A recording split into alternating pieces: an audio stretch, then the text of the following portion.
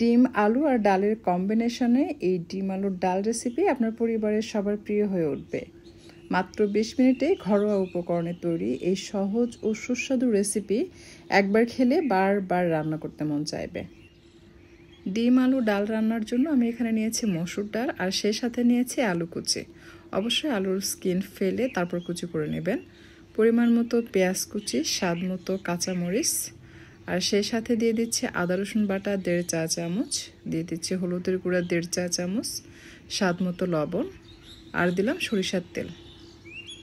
সেদ্ধ করার জন্য পর্যাপ্ত পরিমাণে পানি দিতে হবে, এমনভাবে পানি দিতে হবে ডাল এবং আলু যেন ডুবে যায়।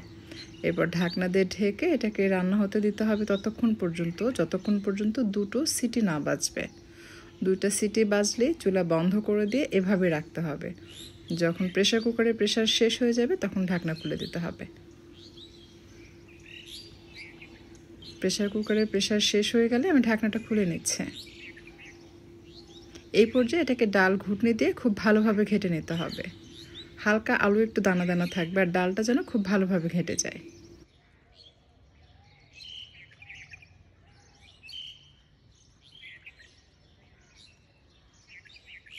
এটা ঘেটে নেওয়ার পর বেশ ঘন মনে হচ্ছে। এই পর্যায়ে আমি নর্মাল পানি দিয়ে দিচ্ছি। ডালটা এত ঘন হলে কি হবে, যখন রান্না করার পর চুলা থেকে নামাবেন তখন এটা জমে একদম সেট হয়ে যাবে। তাই আরেকটু পানি দিয়ে দিতে হবে যেন একেবারে জমে সেট হয়ে না যায়, বাট এটা ঘন থাকবে। ডিম ভাজার জন্য আমি এখানে 4টে ডিম নিয়েছি। তাতে স্বাদ মতো লবণ আর মরিচের গুঁড়া দিয়ে ডিমটাকে কাঁটা চামচের সাহায্যে খুব ভালোভাবে ফেটে নিচ্ছি।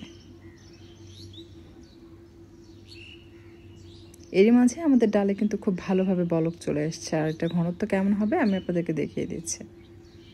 ঠিক এরকম হবে এটার ঘনত্ব। এই পর্যায়ে একটু পাতলা মনে হচ্ছে, বাট যখন আপনি চুলা থেকে নামাবেন এটা আরেকটু ঘন হয়ে আসবে।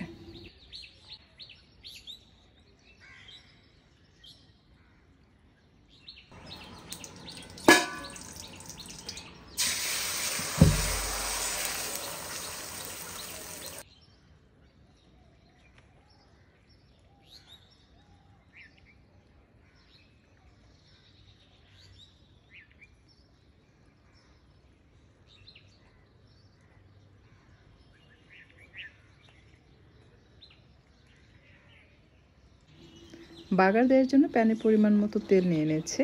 তেল খুব ভালোভাবে গরম হয়ে আসলে তাতে দিয়ে দিলাম রসুন কুচি এবং পেঁয়াজ কুচি, দিয়ে এটাকে বেশ কিছুক্ষণ ভেজে নিতে হবে। বেশ কিছুক্ষণ ভাজার পর অ্যাড করলাম 2টো তেজপাতা এবং 2টো শুকনো মরিচ। আরও কিছুক্ষণ ভেজে নিচ্ছে আর এরপরে অ্যাড করে দিলাম 5 ফোড়ন।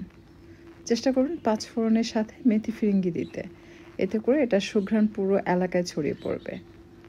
যখন এটা গোল্ডেন হয়ে আসবে, গোল্ডেন হওয়ার সাথে সাথে ডাল দিবেন না, সাইড দিয়ে যেন একটু পোড়া পোড়ার মতো হয়, ঠিক সেই পর্যায়ে ডাল ঢেলে দিতে হবে। তাহলে এই ডালের সুঘ্রাণ অনেক বেশি স্ট্রং হয় আর সেটা খেতেও অসম্ভব ভালো লাগে। আমরা বাঙালি, আমাদের ঘরে কিন্তু সবসময় ডিম আলু ডাল এসব থাকে, সো এটা বাঙালি কমফোর্ট ফুড। এনি টাইম আপনারা চাইলে এটা তৈরি করতে পারবেন। আর এটা তৈরি করার পর এতটাই ভালো লাগবে রুটির সাথে, গরম ভাতের সাথে।